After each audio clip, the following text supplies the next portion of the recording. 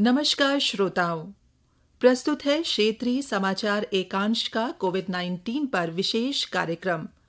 आपके साथ मैं पंकज सनवाल खुलबे। श्रोताओं, देश में अब तक 51 लाख से अधिक रोगी कोविड महामारी से स्वस्थ हुए हैं, जो दुनिया के किसी भी देश में इस महामारी से ठीक हुए लोगों की सबसे अधिक संख्या है। कोविड वायरस संक्रमण से स्वस्थ होने वालों की दर 83% से अधिक हो गई है।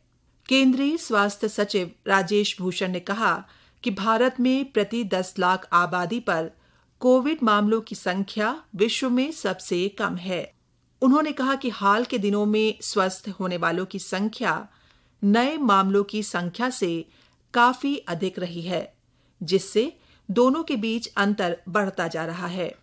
वहीं भारतीय आयुर्विज्ञान अनुसंधान परिषद ICMR की ओर से किए गए दूसरे सेरो सर्वे के नतीजे जारी कर दिए गए हैं। सर्वे में 10 साल या उससे अधिक उम्र के हर 15 व्यक्तियों में से एक के अगस्त तक कोरोना वायरस से संक्रमित होने का अनुमान है। इसके अनुसार कुल आबादी में से बड़ी संख्या में लोग कोरोना वायरस के संक्रमण से प्रभावित हो सकते हैं।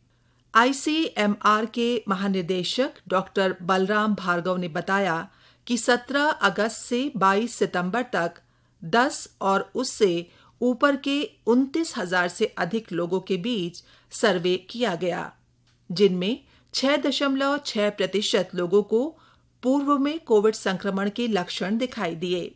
वहीं 18 साल और उससे ऊपर की 7.1% वयस्क आबादी में भी पहले कोविड होने के लक्षण दिखे। श्रोताओं, वहीं राज्य में पिछले कुछ दिनों में कोरोना के नए मामलों की तुलना में कई अधिक मरीज स्वस्थ हुए हैं। कल जारी स्वास्थ्य बुलेटिन के अनुसार राज्य में मंगलवार को 1,413 मरीज स्वस्थ हुए हैं। वहीं 493 लोगों में कोरोना वायरस के संक्रमण की पुष्टि हुई है। अब तक प्रदेश में 47,995 लोग कोरोना वायरस के संक्रमण से संक्रमित हो चुके हैं, जबकि 38,059 लोग ठीक हो गए हैं और राज्य में रिकवरी रेट 80% के करीब हो गया है। श्रोताओं, वहीं राज्य सरकार ने नई गाइडलाइंस जारी की हैं। नई गाइडलाइंस के अनुसार उत्तराखंड से दूसरे राज्यों के लिए बस सेवा आज से शुरू हो गई है। यात्रियों से राज्य परिवहन प्राधिकरण की निर्धारित दरों के हिसाब से ही किराया लिया जाएगा। एक राज्य से दूसरे राज्य में यात्रा करने से पहले चालक, परिचालक और यात्री को देहरादून स्मार्ट सिटी की वेबसाइट पर ऑनलाइन रजिस्ट्रेशन कराना होगा। बसों और विक्रमों के लिए भी गाइडलाइंस जारी की गई है। अब विक्रम वाले सीट की क्षमता के अनुसार सवारी बैठा सकते हैं, लेकिन मास्क का उपयोग करना अनिवार्य होगा। श्रोताओं, आज से शुरू हो रही बस सेवा को लेकर उधम सिंह नगर की जिलाधिकारी रंजना राजगुरु ने सार्वजनिक परिवहन के संचालन संबंधित मानक प्रचालन कार्यविधि यानी SOP के निर्धारण के संबंध में क्षेत्रीय प्रबंधक परिवहन निगम के साथ कल बैठक कर दिशा निर्देश दिए।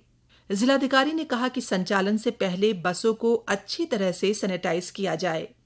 श्रोताओं, कोविड-19 के इस समय जब हमारी गतिविधियां बढ़ रही हैं, तब हम सभी को सरकार द्वारा दी गई सभी गाइडलाइंस का पालन करना है, जिससे हम अपने साथ-साथ अन्य लोगों को भी सुरक्षित रख सकते हैं। और आइए श्रोताओं, अब सुनते हैं कोरोना वायरस संक्रमण पर स्वास्थ्य विशेषज्ञ डॉक्टर बलबीर सिंह से आकाशवाणी संवाददाता सिद्धार्थ सिंह की बातचीत। डॉक्टर बलबीर, अगर हम देश में कोविड-19 की ताजा स्थिति पर एक नजर डालें तो भारत कोविड रोगियों के स्वस्थ होने के हिसाब से दुनिया में शीर्ष स्थान पर है और दूसरे देशों की तुलना में भी हमारा जो रिकवरी रेट है वो सबसे बेहतर है। फिर भी कोरोना के मामले बढ़ते जा रहे हैं। आपकी नजर में क्या कारण है? तो अगर हम देखें, ये रिकवरी रेट इंडिया की हाई है, बहुत अच्छी है। हमारी यंगर पॉपुलेशन ज्यादा है। वेस्टर्न कंट्रीज में ओल्डर पॉपुलेशन ज्यादा है, तो ओल्डर पॉपुलेशन में ज्यादा रिस्क है डेथ का या रिकवरी लो होने का। एक मेजर रीजन ये। सेकंड रीजन है कि जैसे जैसे टाइम गुजरता गया, नई दवाइयां आई, नई दवाइयां काफी कुछ इफेक्टिव भी हैं और हमें कुछ नए तरीके मिले जहां हम मरीज को ठीक कर पाएं। तो उससे भी हमें हेल्प मिली। जब शुरू में ये अमेरिका में आई या इटली में आई तब कुछ भी नहीं पता था इस बीमारी के बारे में, तो अब हम काफी जानकार हैं। हमें कुछ तरीके मिल गए हैं, हमें कुछ दवाइयां मिल गई हैं जो कि हेल्पफुल हैं।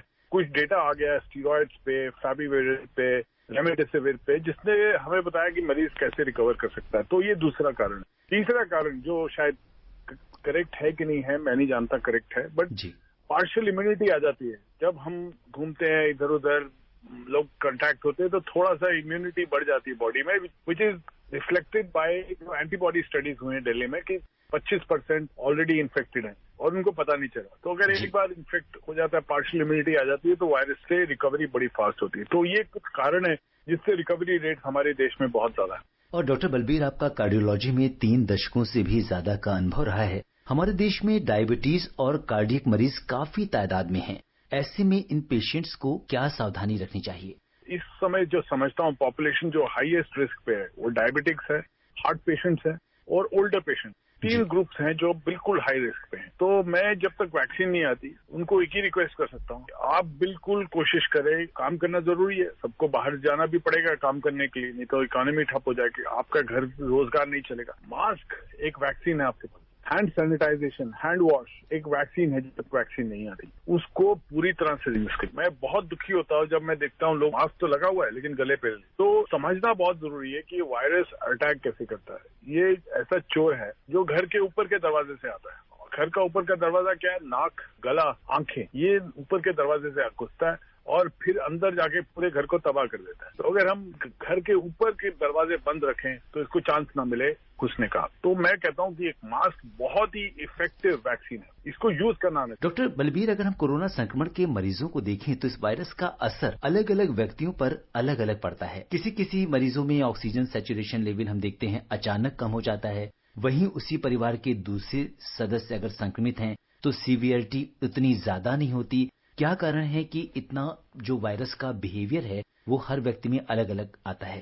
इतना अजीब वायरस है कि इसको समझना बहुत मुश्किल है। ये वायरस ने इतने साइंटिस्ट, इतने डॉक्टर्स, WHO सबको गलत प्रूव कर दिया है। कोई एक स्टेटमेंट देता है उसका उल्टा निकलता है। और हमारा जो क्लिनिकल एक्सपीरियंस है कि एक आदमी है उसको वायरस इन्फेक्शन हुआ, उसका पॉजिटिव आया टेस्ट और उसको पता भी नहीं चला, कोई सिम्टम्स के खत्म। दूसरा है वो बेचारा वेंटिलेटर पे जाता है। और तीसरा है जो आराम से घर पे बैठा है जिसका सैचुरेशन एकदम ठीक है, सडनली 1 घंटे में सैचुरेशन ड्रॉप हुआ और डेथ हो गई। उसको हम कहते हैं हैप्पी हाइपोक्सिक सिंड्रोम। तो हमारे मायने में हमने कुछ गाइडलाइंस सोची हुई हैं कि ऐसे किस मरीज को ज्यादा मुश्किल पड़ सकती है। एक तो है जिसको एज 75 से ज्यादा है, सबसे डिफिकल्ट ग्रुप। दूसरा जिसको डायबिटीज है। तीसरा जिसको हार्ट डिजीज है। चौथा जिसको ब्लड प्रेशर है। ये कोमॉर्बिडिटीज है, हाइपरटेंशन, CAD, डायबिटीज, ये कोमॉर्बिडिटीज है जी। इन पेशेंट्स को हम जनरली हॉस्पिटलाइज करते हैं। इनमें कुछ और टेस्ट करते हैं देखने के लिए कि इनको ऑक्सीजन कितना देना है, कैसे देना है, इनको क्या एग्रेसिव मेडिकेशन दे सकते हैं ठीक करने के लिए। ये सब हम हॉस्पिटलाइज पेशेंट देखते हैं जी। और डॉक्टर बलबीर, अगर किसी को शुरुआती लक्षण हैं अगर कोरोना के, या उसे बुखार आ रहा है या ऐसा सांस फूलना, क्या अपने आप में एक बहुत बड़ा लक्षण है कोरोना का, सांस का फूलना? सांस का फूलना और सैचुरेशन कम होना ये बहुत इंपॉर्टेंट सिम्टम्स हैं जो कि किसी हालत में इग्नोर नहीं चाहिए। खांसी आना और प्रोलॉन्ग खांसी आना वो भी इंडिकेट करता है कि काफी इन्फेक्शन बढ़ गया है। मैं इस समय एक और चीज बताना चाह रहा हूँ। मैंने कुछ फैमिलीज, पढ़ी लिखी फैमिलीज देखी हैं जो कहते हैं कि हमारे घर में सिम्टम्स हुए और हमने टेस्ट नहीं कराया।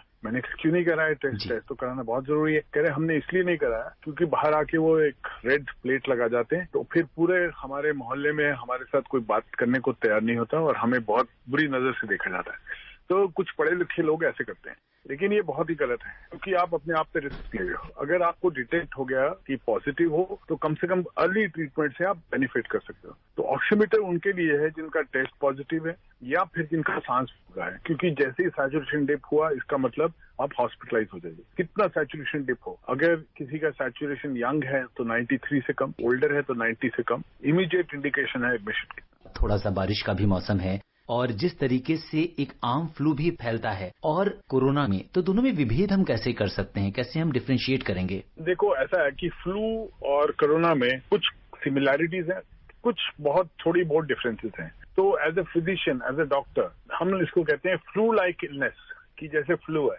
लेकिन एवरी फ्लू लाइक इलनेस को इन्वेस्टिगेट करना चाहिए फॉर कोरोना और हर स्टेज में टेस्ट करना चाहिए कोरोना के लिए। और डॉक्टर बलबीर, इस समय बहुत सारे जिनको कोरोना हुआ है और वो होम आइसोलेशन में हैं, तो होम आइसोलेशन को लेकर आप क्या जानकारी देंगे, किस तरीके से उन्हें रहना चाहिए? तो होम आइसोलेशन उनको रिकमेंड किया जाता है जैसे यंग पेशेंट है, जिसको कोमॉर्बिडिटीज नहीं है, जैसे डायबिटीज नहीं है, हाइपरटेंशन नहीं है, उसको सांस नहीं फूल रहा, उसको एज ज्यादा नहीं है, सो ऐसे पेशेंट्स को होम आइसोलेशन बहुत अच्छा ट्रीटमेंट है। लेकिन होम आइसोलेशन करना बहुत इंपॉर्टेंट है, कैसे किया जाए। तो जिसको आप आइसोलेट करते हो उसको बिल्कुल बाहर ही नहीं निकलना, कमरे से बाहर नहीं निकलना। कोई सामान वगैरह टच करना है तो ग्लव से टच करना है, कंप्लीटली मास्क रहना है, किसी को 6 फुट के पास नहीं आना किसी को, तो उसकी रिस्पॉन्सिबिलिटी बन जाती है। और जो उसको खाना वाना देते हैं उसके डोर के बाहर खाना रखेंगे, डिस्पोजेबल प्लेट्स में उसको फेंक देना है उसके बाद। तो ये सब छोटी छोटी प्रिकॉशंस हैं जो बहुत हेल्प करती है। हैंड वॉश, जिसको कोरोना हुआ है खूब हैंड वॉश करना है, किसी को टच नहीं करना, अपने कमरे से बाहर के दायरे में कहीं नहीं टच करना, बिकॉज ये बाहर निकलता है। सिक्रीशन से टच करा, सिक्रीशन हाथ से कहीं लग गई तो वो दूसरे को करा। तो मैं एक वार्निंग दे रहा हूँ कि एक को आदमी को घर पे होता है तो बहुत हाई चांस है कि पूरी फैमिली को होगा। तो यंगर्स में वो बाहर जाते हैं, घूमते हैं, उनको ये सोचना चाहिए कि उनके घर में एल्डरली पेरेंट्स हैं, एल्डरली उनको डायबिटीज हो सकती है, हार्ट डिजीज हो सकती है, तो वो उनको लेके आके प्रॉब्लम करेंगे। उनको कुछ नहीं होगा, वो यंग है, उनको ठीक हो जाएंगे जल्दी, लेकिन वो घर पे लेके आएंगे तो प्रॉब्लम होगा। तो यंगर्स को भी बहुत ध्यान देना है जब वो बाहर रहें। डॉक्टर बलबीर, जैसा कि पहले सीरो सर्वे में भी पाया गया था कि काफी बड़ी तादाद में जो हमारी यंग पॉपुलेशन है उनमें भी एंटीबॉडीज कोरोना के लिए पाई गई थी। हाँ, उनका अराउंड 20 से 25% में पॉजिटिव निकले थे एंटीबॉडी। तो ये इंडिकेट करता है कि इन्फेक्शन हुआ और पता ही नहीं चला। तो ऐसे अगर कोई यंगस्टर को इन्फेक्शन होगा और उसको पता नहीं चलेगा, उसको कोई नुकसान नहीं हुआ, लेकिन जब वो घर पे लेके आया तो ओल्डर पेरेंट्स थे, उन बेचारों को हो गया, तो वो फंस सकते हैं। डॉक्टर साहब, कितने दिन में मरीज ठीक हो जाते हैं? अगर पेशेंट को सिम्टम्स नहीं है, कई बार बिना सिम्टम के होता है, तो वो ठीक ही है मरीज, लेकिन ठीक होने का ये मतलब कि उसका वायरस लोड खत्म हो गया, दोबारा आप टेस्ट कर, ये 10 से 20 दिन में जनरली ठीक होता है। दिन लगते हैं उसके वायरस लोड कईयों में खत्म होने में, कईयों में 20 दिन लग जाते हैं। तो ये कोई फिक्स पीरियड नहीं है। तो अगर आप दोबारा टेस्ट करेंगे और नेगेटिव पाएंगे तब हम समझते हैं ये क्योर है। तो अब किसको कितने दिन लगते हैं ये नहीं कह सकते। और फिर दूसरी, आपका सवाल था कि एक बार कोरोना हुआ क्या दोबारा हो सकता है, ये बहुत ही रेयर है। ये जो एनेक्डोटल रिपोर्ट्स आ रही हैं कि 2 पेशेंट्स को हुआ था और दोबारा हो गया, मैं शायद मानता हूं कि उनका आप दोबारा टेस्ट करेंगे, कुछ डेड वायरसेस पड़े होते हैं जो आरटीपीसीआर इतना सेंसिटिव टेस्ट है वो दोबारा पकड़ लेता है। तो इसका ये मतलब नहीं कि उनको वो इन्फेक्टेड ही है, वो शायद हफ्ते 10 दिन बाद कोरोना इन्फेक्ट नहीं कर सकता। डॉक्टर बलबीर, आप कोविड-19 के इस विशेष कार्यक्रम से जुड़े आपका बहुत बहुत धन्यवाद। धन्यवाद। श्रोताओं, इसी के साथ हमारा आज का कार्यक्रम यहीं पर समाप्त होता है। नमस्कार।